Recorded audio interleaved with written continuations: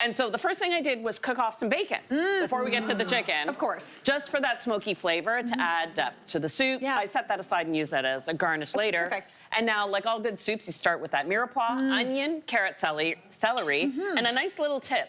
I coarsely grate. I use a box grater for the carrot to break down, because cutting carrots, I mean, you want them spoon size so you can fit everything on the spoon, and it makes the carrot cook faster when you saute everything out. So smart, because that's the thing. Trying to get all the carrots the same size when a carrot is shaped like a carrot. It can be messy. It can be a bit tricky, yeah. And so once you've sauteed this for about 5 minutes until the onions are translucent, then you can add your ground chicken. Okay. So where I don't traditionally use ground chicken in a cabbage roll, it fits here. It's just easy to work with because it absorbs all the other flavors. And also, I can think of like no meat that's more soupy than chicken. You know what I mean? Yeah, it's like the perfect. Yes. Actually, you could take leftover if you do the Sunday. We always do the Sunday roasted chicken. Yeah. Just chop up the leftover chicken. Stir it in. But then, Oh my gosh, that's a dream. And can I say the T word? Thanksgiving is around the corner. You need leftover turkey. Turkey. This is your twist on We were turkey all rice like, soup. where are we going, Emma? Be careful. It's scared for a second. Yeah. No, but it's that time of year where you're like, oh, it's ages until Thanksgiving, and you're like, what? It's next Just week. kidding. Okay, Yeah. what are we doing? What are we doing? And then what are we doing with the leftovers? Yeah. That's always a thing. I love the fact, too, that we're using ground chicken, because ground chicken, again, pretty much every other week in my grocery store, it's on sale, which is a dream.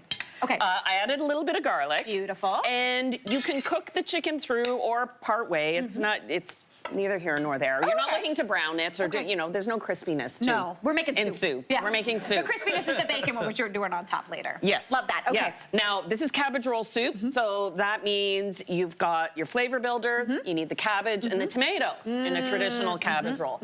So I'm using tinned diced tomato. Oh, I like Because it's got the built-in liquid, Yeah. and then the tomatoes are already cut up to the right soup size. Dream. Love that. This makes a big batch, by the way. Okay. Yeah. 2 jumbo This tins. is why you're only making it twice a month. Yes. Yeah. And we're gonna add some chicken stock. Could easily be water. Okay, perfect. I was going to say, there's so much flavor going on in here. Obviously, chicken stock is great, but if you don't have it in a pinch, you're not really going to miss it all that much. Okay, and just a little bit of cabbage. Oh, just a little bit of cabbage. 6 cups of cabbage. But you know what?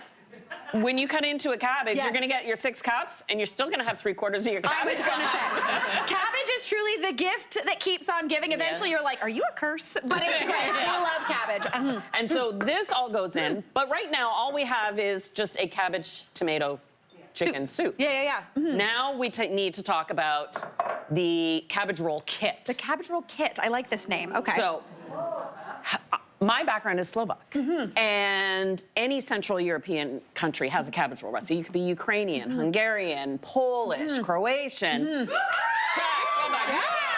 Croatians in the house. And everybody does their cabbage roll a little differently. Yeah. So it's meat, rice, cabbage, tomato, and then the flavors. Growing up Slovak, our version, actually, my grandmother used to put sauerkraut at the bottom of the top after she rolled.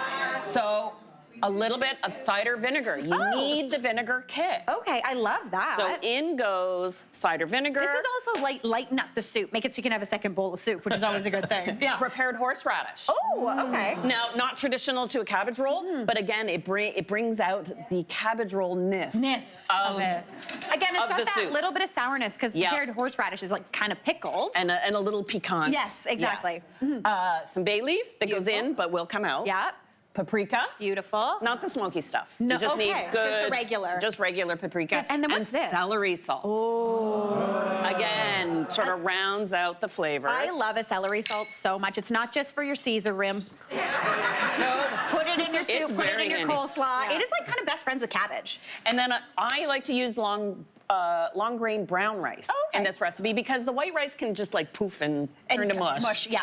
So this and adds a little fiber. When I make like proper cabbage rolls, I use brown rice too for the same reason. It holds its shape a little bit more. It does. I love that this is literally a one pot. Chuck it in. And now it doesn't look like there's a lot of liquid here, but all that cabbage is going to let out all its liquid, absorb liquid, and then after about 40 minutes, you've got this wonder. Look at that soup, Anna.